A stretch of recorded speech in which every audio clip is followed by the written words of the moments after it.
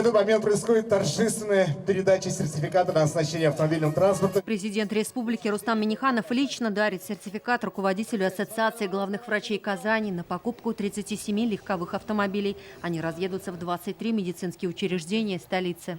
Я бы хотел поблагодарить вас, ваши коллективы, за ту работу, которую в течение практически 2 лет каждый день мы, кроме тех своих плановых задач, решаем большие задачи по борьбе с ковидом. И, конечно же, самая большая нагрузка – это наша столица, это город Казань.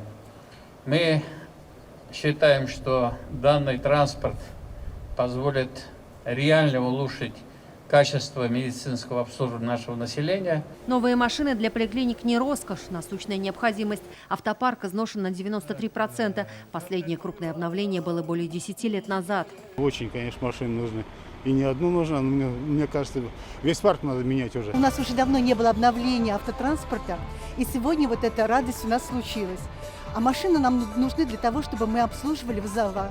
К нам присоединены поселки, очень большая территория обслуживания. Как говорят врачи, за последние 2 года ситуация с транспортом у городских поликлиник была критической. Из-за коронавируса число вызовов выросло в разы. На одной машине в день выезжают по 25-30 раз.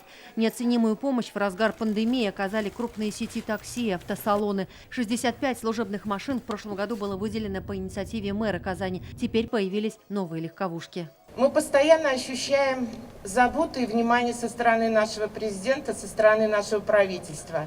У нас имеется достойное оборудование. И вот сейчас нам вручают эти машины, которые, конечно же, помогут нам разгрузить нашу работу, помогут нашим сотрудникам. Сейчас, когда нам приходится обслуживать достаточно большое количество вызовов к деткам, машины очень актуальны, тем более сейчас в такую сложную эпидобстановку, когда у нас есть специально сформированные бригады, работающие с ковид-инфекцией.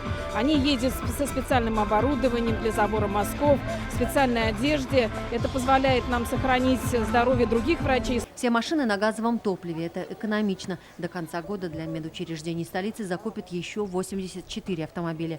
Юлия Гоголева, Адель Миндубаев, ТНВ, Казань. Закажи рекламу на ТНВ. Телефон в Казани 5 705 100.